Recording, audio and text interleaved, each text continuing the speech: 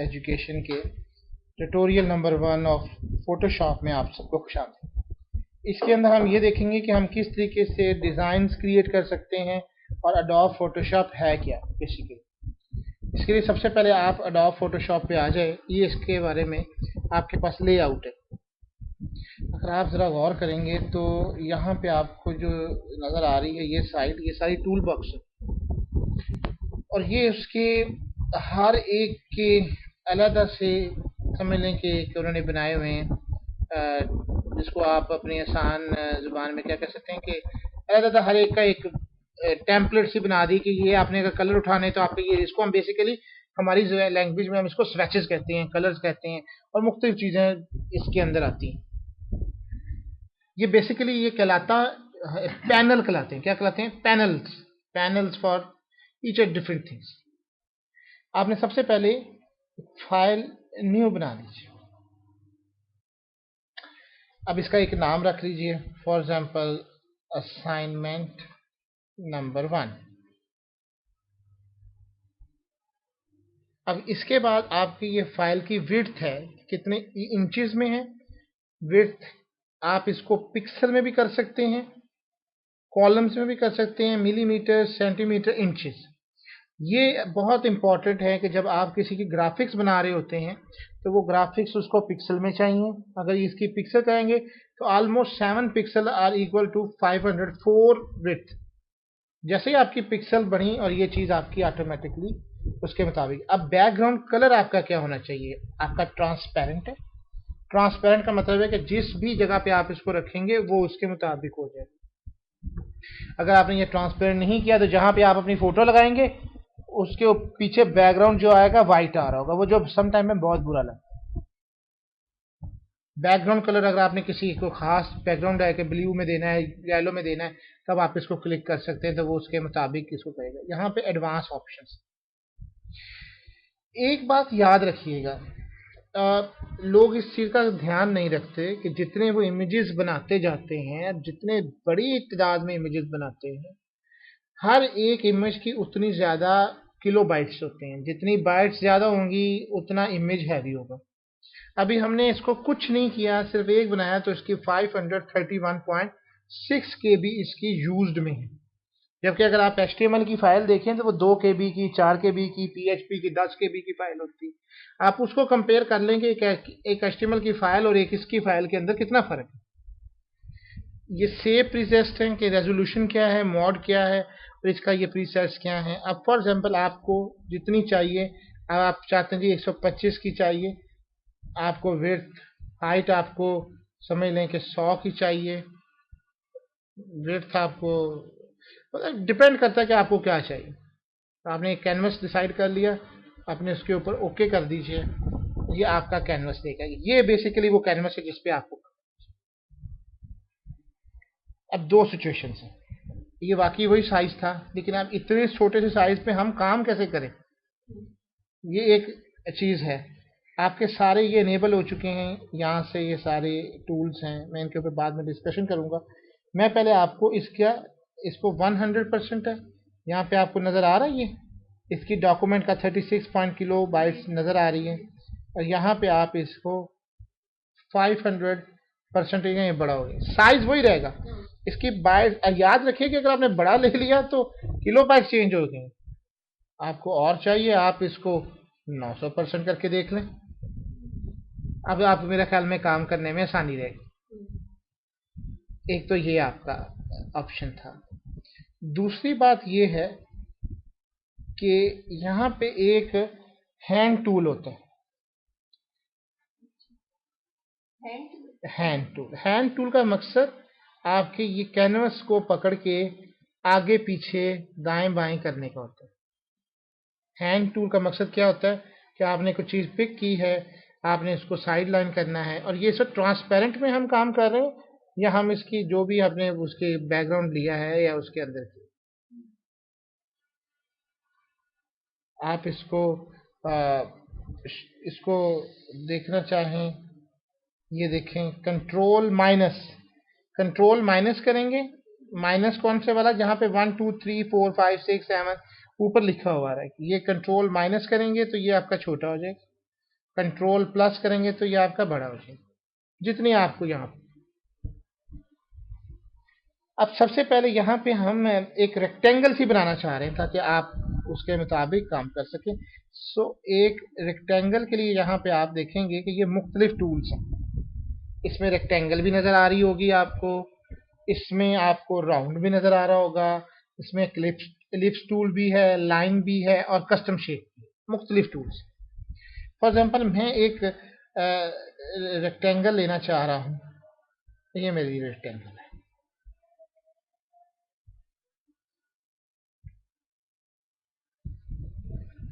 इस रेक्टेंगल के अंदर अब मुझे इसका कलर देना चाह रहा हूँ मैं, तो मेरे पास इसके स्वेचेस मुख्तलिफ किस्म के।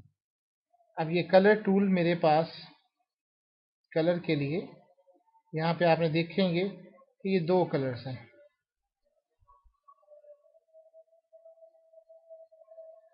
यहाँ पे टूल का ऑप्शन कहाँ है, ये डॉज टूल्स हैं,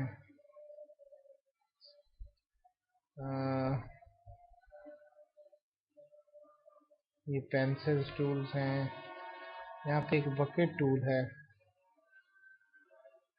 ये रबर स्टैम्प टूल्स है, ये आपका रबड़ है, ये ग्रेडियंट टूल है, ये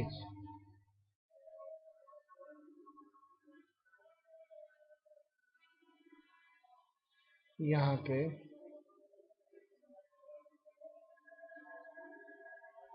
ऐसे लैपटॉप पे करना जो है ये थोड़ा सा यूज करना इसके साथ मुश्किल हो जाता है।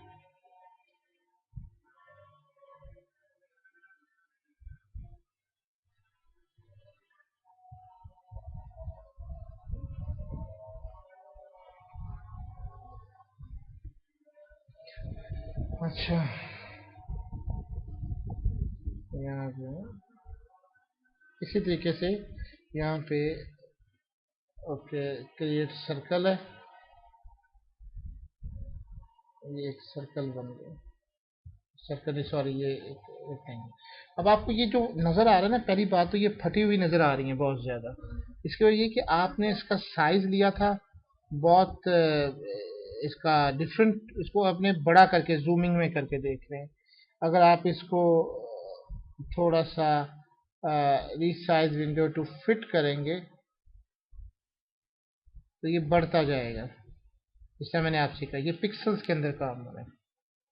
और अगर आप इसको इसकी ओरिजिनल हालत में देखेंगे तो असल में ये जैसे जैसे छोटा होगा तब आपको पता चलेगा कि ये असल चीज़ इसकी ये थी, यानी एक्चुअल पिक्सल ये थी आपकी, और फिट स्क्रीन ये फिट स्क्रीन।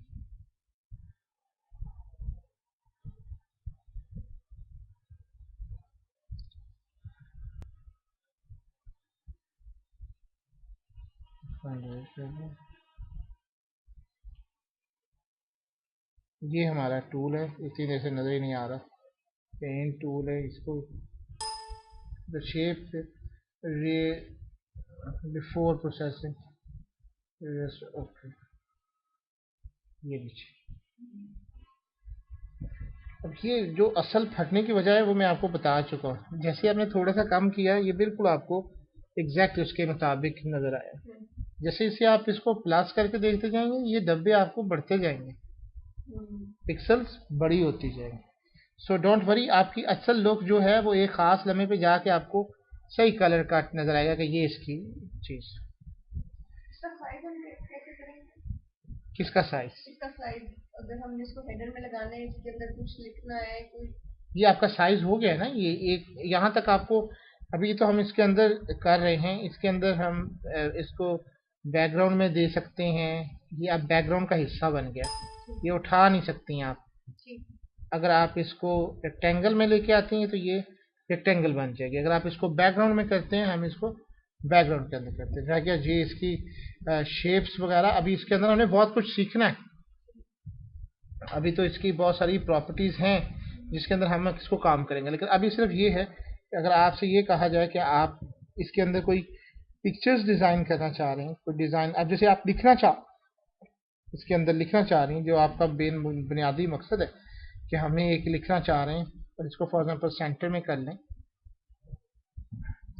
यहाँ पे आपको कहीं पे ए नज़र आ रहा है जी, ये रहा टेक्स्ट। अब यहाँ पे जब आप किनारे पे जाते हैं ना, ये थोड़ा सा ये याद रखिएगा, ये किनारे से आप करेंगे तो कई तरह के टूल इसके अंदर। ये जो टूल है ये हॉरिजेंटल लिखाई के लिए है। हॉरिजेंटल का मतलब क्या है कि ये लिखाई कोई इस तरह से लिखेगा, फोन नंबर।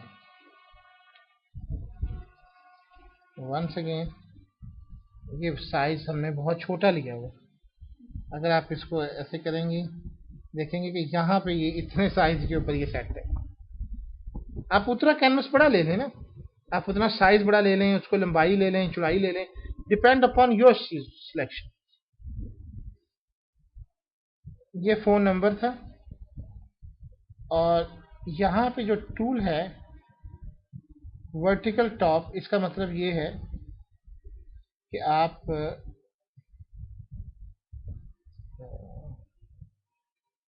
लिखाई जो लिखेंगे वो कुछ इस तरह से लिखेंगे। अगर आप ज़रा गौर करें, अगर आपने लंबाई में लिखना है कुछ चीज़ तो आप उसके लिए वर्टिकल लेंगे। ये ज़रूरी तो नहीं था कि हम इस तरह लेते। साइज इसका इसके मुताबिक, यानी देखें कि किस जगह पे जाके आपके हिंसे ठीक हो रहे। कैनवस आपके मुताबिक होना चाहिए।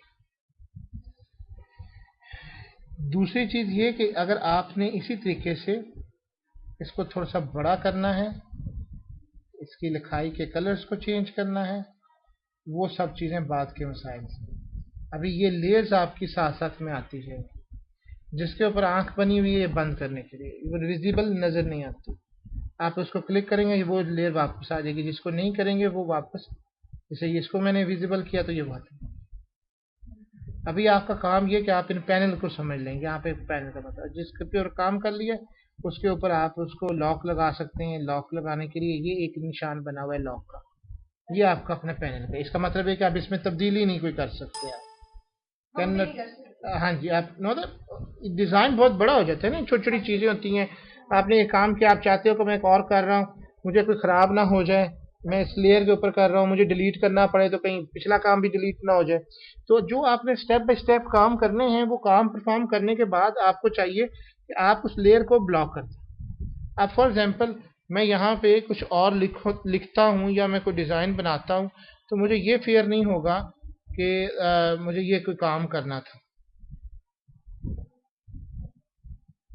जैसे ये मैं यहाँ पे कोई डिज़ाइन बना रहा था और मैं उसके मुताबिक कलर ले सकता हूँ।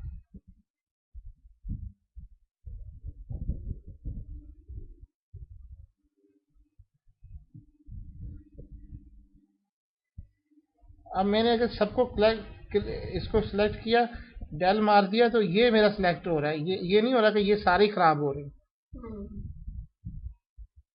मैं ये भी कर सकता हूँ इसके तहत, सिलेक्शन टूल के तहत, कि मैं इसको सिलेक्ट कर लूँ, ये ले, इसको शिफ्ट दबा के ये कर लें, दोनों हो गए। लेकिन इसको मैं सिलेक्ट नहीं कर पाऊंगा। क्यों नहीं कर पाऊंगा? क्योंकि ये मेरा लॉक है। ये इतना सा आपको समझने की जरूरत है। आई होप कि इस लेक्चर में आप थोड़ा बहुत चीज़ों से अवेयर हो गए हैं फोटोशॉप में। उम्मीद है कि इंशाल्लाह आप